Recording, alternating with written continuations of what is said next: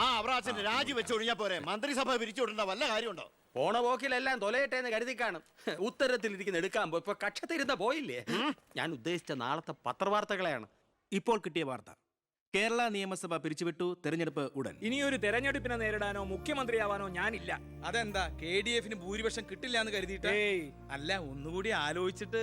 ഇല്ലടോ, എനിക്ക് മടുത്തു. വേണ്ട, ഞാൻ നിർബന്ധിക്കുന്നില്ല.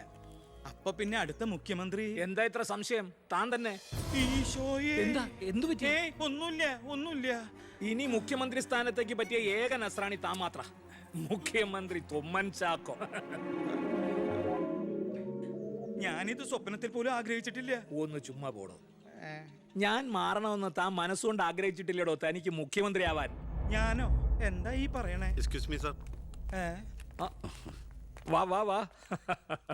എന്തിനാ സാർ എന്നെ അത്യാവശ്യമായിട്ട് വിളിപ്പിച്ചത്? സന്തോഷമുള്ള ഒരു കാര്യം പറയാനാ വിളിപ്പിച്ചത്. പറയട്ടോടോ. തന്നെ ചിറ്റാരിക്കര മണ്ഡലത്തിലെ സ്ഥാനാർത്ഥിയാക്കണമെന്ന എല്ലാവരുടെയും താല്പര്യം. എന്താ? അപ്പൊ അച്ഛൻ? എടോ, മേനോന്റെ പേരിൽ അഴിമതി ആരോപണവും കേസും ഒക്കെ ഉള്ള നിലയ്ക്ക് 8 നിലയിൽ പൊട്ടുമെന്ന കാര്യത്തിൽ സംശയമില്ല. നമ്മുടെ മുന്നണിക്ക് ഭൂരിപക്ഷം കിട്ടുമെന്ന് ഉറപ്പില്ലാത്ത സാഹചര്യത്തിൽ ഒരു സീറ്റ് കളഞ്ഞു കുളിക്കാൻ പറ്റില്ല. താൻ ഒന്നുകൊണ്ടും പേടിക്കണടോ, താൻ ജയിക്കും. വർക്ക് ഉടങ്ങിക്കോ. ഒരു MLA ആകണമെന്ന മോഹമൊന്നും ഇതുവരെ ഉണ്ടായിട്ടില്ല. എങ്കിലും പാർട്ടിയുടെ തീരുമാനം ഞാൻ ആദരവോടെ സ്വീകരിക്കുന്നു. All the best. Thank you sir. ജയിച്ച് MLA ആവുമ്പോ എന്നെ മുഖ്യമന്ത്രിയാക്കാൻ കൂടെ നിൽക്കണേ.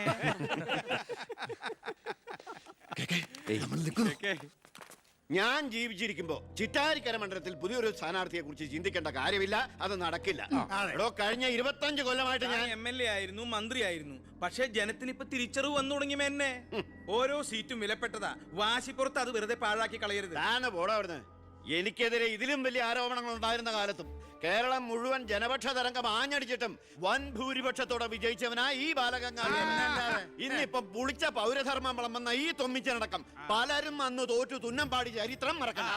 ഞാൻ തോറ്റത് നിങ്ങളുടെ ഗ്രൂപ്പ് കാലുവായതുകൊണ്ട്. വേറെ ആരും അല്ലല്ലോ മേന്നെ, തന്റെ മകനല്ലേ സ്ഥാനാർത്ഥി. കൊള്ളാം, അവറാച്ചന്റെ 18ാമത്തെ അടവ് കൊള്ളാം. അച്ഛനെതിരായി മകനെ വെച്ച് കളിക്കുക. ഇതേ പിള്ളേര് കളിയല്ല. ജനപക്ഷത്തിന്റെ സ്ഥാനാർത്ഥി നിസ്സാരക്കാരനല്ല. എന്തൊക്കെ പറഞ്ഞാലും മുഖ്യമന്ത്രി രാജിവെക്കുന്ന കാര്യമല്ല. പിന്നെ ചിറ്റാരിക്കര മേനോൻ സാറിന് തന്നെ വേണം. അതൊഴികെ മറ്റെല്ലാ സ്ഥാനാർത്ഥികളെയും നമുക്ക് അംഗീകരിക്കാം. പക്ഷേ മേനോൻ സാറിനെ മാറ്റി നിർത്തിക്കൊണ്ടുള്ള ഒരു ഒത്തുതീർപ്പിനും ഞങ്ങൾ ആരും തയ്യാറില്ല. അതെ, മേനോനെ സ്ഥാനാർത്ഥിയാക്കിക്കൊണ്ടുള്ള ഒരു ഒത്തുതീർപ്പിന് ഞങ്ങൾ നേരല്ല. പാർട്ടി പുലർത്തി പോകാൻ നിന്നവരവര് തെരഞ്ഞെടുപ്പ് പെട്ടെന്ന് വന്നപ്പോ ഇവിടെ തന്നെ കൂടി. ഈ മുന്നണി വിട്ടു എന്നാൽ പൂ വിട്ട് സ്വീകരിക്കും ജനപക്ഷ മുന്നണി. എന്റെ ഗ്രൂപ്പിന് KDF-ൽ കിട്ടുന്നതിനേക്കാൾ കൂടുതൽ സീറ്റ് കിട്ടുകയും ചെയ്യും. ദിവാകര, ഇനി ഇവിടെ നിൽക്കണ്ട, വാടോ പോകാം. അയ്യേ, നിങ്ങൾ ഇവിടെ ഇരിക്കി. ആരെങ്കിലും എന്തെങ്കിലും തമാശ പറഞ്ഞു വെച്ചാൽ അത് കാര്യാക്ക.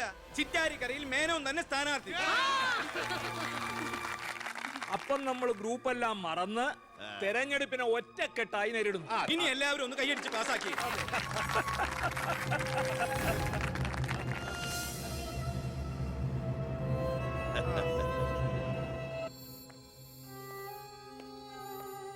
വിഷമിക്കണ്ടടോ, താൻ ചെറുപ്പമല്ലേ, ഇനി അവസരമുണ്ട് ഒരുപാട്.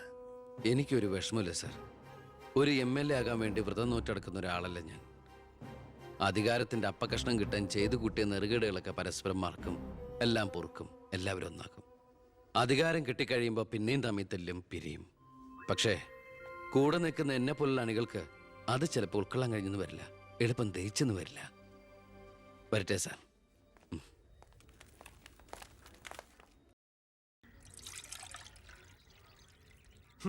പാർട്ടി പോകാൻ പറ.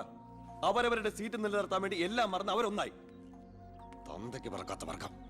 ഈ നാറിയ രാഷ്ട്രീയ വ്യവസ്ഥയാണ് എതിർക്കേണ്ടതും പൊളിക്കേണ്ടതും. ഞങ്ങളുടെ ഒരു അഭിപ്രായം പറയട്ടെ, നീ സ്വതന്ത്രനായിട്ട് മത്സരിക്കണം. ശക്തമായ 2 മുന്നണികൾക്കെതിരെ മത്സരിക്കാനോ? എന്നിട്ട് കെട്ടിവെച്ച കാശിന് അവിടെ പോവും. ജയിക്കാൻ വേണ്ടിട്ടല്ല, പിന്നെ യൂത്തിന്റെ പ്രതിഷേധം അറിയിക്കാനാ. എന്നാലും അച്ഛനെതിരായിട്ടല്ല, അച്ഛന്റെ രാഷ്ട്രീയ നയങ്ങൾക്കെതിരായിട്ടാണെന്ന് എപ്പോഴും നീ പറയാറില്ലേ, അതുകൊണ്ടാ. പോലീസുകാർക്ക് രാഷ്ട്രീയം പാടില്ലെന്നാ. എങ്കിലും ഒന്ന് പറയാം, ഞാൻ ഇവരുടെ അഭിപ്രായത്തോട് പൂർണ്ണമായി യോജിക്കുന്നു. എന്താടോ, മത്സരിച്ചുകൂടെ? അധികാരമില്ലാതെ താൻ ഇവിടെ കിടന്ന് വിളിച്ചു കൂവിയിട്ടും പോരാടിയിട്ടും ഇവിടെ ഒരു മാറ്റവും സംഭവിക്കാൻ പോകുന്നില്ല. തന്നെ പോലെ സാമൂഹ്യ ബോധവും നിശ്ചയദാർഢ്യവും തന്റെ ഉള്ളതിന് മുമ്പിൽ നെഞ്ചു വിരിച്ചെന്ന് സല്യൂട്ട് ചെയ്തിട്ട് ഒരൊറ്റ ദിവസമെങ്കിലും അന്തസ്സോടെ ജോലി ചെയ്യണമെന്ന് ആഗ്രഹമുണ്ടോ? പിന്നെ ഈ ജയവും പരാജയവും ഒക്കെ നമ്മൾ ദൈവത്തിന് വിടുന്നു. 1000 വോട്ടേ തനിക്ക് കിട്ടിയുള്ളൂവെങ്കിലും ആ 1000 പേരും തന്റെ ഒപ്പമാ. തന്റെ നേതൃത്വം അംഗീകരിച്ചവരാ. അത് മതിയടോ. സാർ ഞാൻ വേണ്ട, താൻ ഒന്നും പറയണ്ട. ഇത് ഞങ്ങളുടെ തീരുമാനം. അനുസരിക്കണം. ഞങ്ങളുണ്ട് കൂടെ.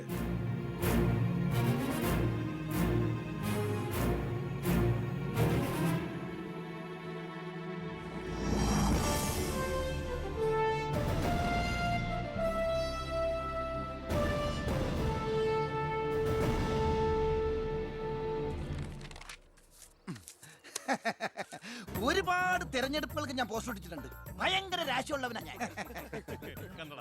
ഞാൻ പോസ്റ്റർ ഒട്ടിച്ച ഒരു സ്ഥാനാർത്ഥിയും ഒരു ഇലക്ഷൻ ഇന്നേ വരെ ജയിച്ചിട്ടില്ല. അതെന്റെ ക്വാളിഫിക്കേഷൻ. എന്റെ അമ്മയുടെ സത്യം. 77 തെരഞ്ഞെടുപ്പിൽ ഞാൻ പോസ്റ്റർ ഒട്ടിച്ച സ്ഥാനാർത്ഥി തോമച്ചാണ്ടി ഇടിവട്ടേറ്റ് മരിച്ചു. 84 സ്ഥാനാർത്ഥി പാണ്ടിലോറി കയറി മയ്യത്തായി. പിന്നെ മരിക്കാത്ത സ്ഥാനാർത്ഥികൾക്ക് കെട്ടിവെച്ച കാശ് പോലും കിട്ടില്ല. പിന്നെ മൈക്ക് അനൗൺസ്മെന്റിൽ ഞാൻ ബഹുവും എടുക്കാനാ. മൈക്ക് അലവൻസ് അല്ല, മൈക്ക് അനൗൺസ്മെന്റ്. അത് തന്നെ ഞാനും പറഞ്ഞത്. എനിക്കറിഞ്ഞൂടെ? ഇവനെ നീ എന്റെ മാനം കളയരുത് ഈശ്വര. ഇവന്റെ കെട്ടിവെച്ച കാശെങ്കിലും കൊടുത്തേക്കണേ. ഇല്ല, ഇവന്റെ കാര്യം എനിക്കറിയാൻ പാടില്ല. ഈ തെരഞ്ഞെടുപ്പിൽ ഞാൻ സ്വതന്ത്രനായി മത്സരിക്കുന്നത് ഇവിടുത്തെ രാഷ്ട്രീയ കച്ചവടക്കാരോട് ജനങ്ങൾക്കുള്ള പ്രതിഷേധം അറിയിക്കാനാണ്. എന്റെ പ്രിയപ്പെട്ട നാട്ടുകാരെ, ഈ രാജ്യത്തിൽ ജനപക്ഷ മുന്നണി സ്ഥാനാർത്ഥി സഖാവ് ജനാർദ്ദനൻ പിള്ളയ്ക്ക് അരിവാൾ അടയാളത്തിൽ വോട്ട് രേഖപ്പെടുത്തി. പ്രിയപ്പെട്ട വോട്ടർമാരെ, KDF-ന്റെ ശക്തനായ സ്ഥാനാർത്ഥി ശ്രീ ബാലഗംഗാധര മേനോന് ശാന്തിയുടെയും സമാധാനത്തിന്റെയും ചിഹ്നമായ അമ്പും വില്ലും അടയാളത്തിൽ നിങ്ങളുടെ വിലയേറിയ വോട്ടുകൾ രേഖപ്പെടുത്തി വമ്പിച്ച ഭൂരിപക്ഷത്തോടെ വിജയിപ്പിക്കുവാൻ അപേക്ഷിക്കുകയാണ്, അഭ്യർത്ഥിക്കുകയാണ്. ജനാധിപത്യ വിശ്വാസികളെ, നാട്ടുകാരെ, അഴിമതിക്കാരെയും കൊള്ളക്കാരെയും ഈ നാട്ടിൽ നിന്ന് എത്രയും പെട്ടെന്ന് കെട്ടുകെട്ടിക്കുന്നതിന് യുവത്വത്തിന്റെ പ്രതീകമായ കൃഷ്ണകുമാറിന് നമ്മുടെ ദേശീയ മൃഗമായ സിംഹം. ഒന്നും മിണ്ടാണ്ടിരിക്കും. അതെന്നെ ഞാൻ പറയാൻ പോണത്. നമ്മുടെ ദേശീയ മൃഗമായ കടുവയുടെ സ്വന്തം ചേട്ടനായ സിംഹം അടയാളത്തിൽ വോട്ടുകൾ രേഖപ്പെടുത്തി വിജയിപ്പിക്കണമെന്ന് അഭ്യർത്ഥിക്കുകയാണ്, അപേക്ഷിക്കുകയാണ്. ഇലക്ഷൻ ഫണ്ടിലേക്ക് സംഭാവനയായി കിട്ടിയ പണം മുഴുവൻ എടുത്ത് ഇലവാക്കേണ്ട കാര്യമൊന്നുമില്ല. അല്ലാതെ തന്നെ അച്ഛൻ ജയിക്കും, ഉറപ്പാ. അത് ശരിയാ. ഇനി അഥവാ തോറ്റാ തന്നെ ആ പണം എന്തെങ്കിലും സൈഡ് ബിസിനസിന് ഉപകരിക്കും. പിസ കച്ചവടോ കുഴൽ പണമോ. തോൽവി എന്ന വാക്ക് എന്റെ ചരിത്രത്തിലില്ല. സ്കൂളിൽ പോകാത്തോണ്ട് അവിടെയും തോറ്റിട്ടില്ല. ഞാൻ ഉദ്ദേശിച്ച എന്നെ തന്നെയാ. വന്നല്ലോ എതിർകക്ഷി. അയ്യോ, ദേ അങ്ങോട്ട് കൊടുക്കടി. വോട്ട് ചോദിച്ച് തെണ്ടി തിരിഞ്ഞ് ക്ഷീണിച്ചു വന്നിരിക്കുക. കുടുംബത്തിന് മാനക്കേടുണ്ടാക്കാനും പത്രക്കാർക്ക് കഥകൾ ഉണ്ടാക്കാനും കോമാളി വേഷം കിട്ടി ഇറങ്ങിയിരിക്കുക. സംശയമുണ്ടോ? കഷ്ടാൽ കഷ്ടം. അച്ഛന് കിട്ടേണ്ട കുറച്ച് വോട്ടുകൾ പിടിക്കുമായിരിക്കും, എന്നിട്ട് ജയിക്കൂ. അതുമില്ല. അതുകൊണ്ട് ആർക്കാ നേട്ടം? ജനപക്ഷ മുന്നണിക്ക്. യവൻ കാരണം ആർക്കും ഒരു ഗുണം കിട്ടില്ല. ഇവനൊക്കെ ആര് വോട്ട് കൊടുക്കാനാ?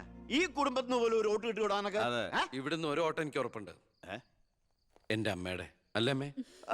അമ്മയുടെ വോട്ട് ചോദിക്കാൻ വന്നേക്കണം. വോട്ട് ചോദിക്കാൻ വന്ന മകനെ അട്ടിപ്പായിക്കണ്ടായിരുന്നു.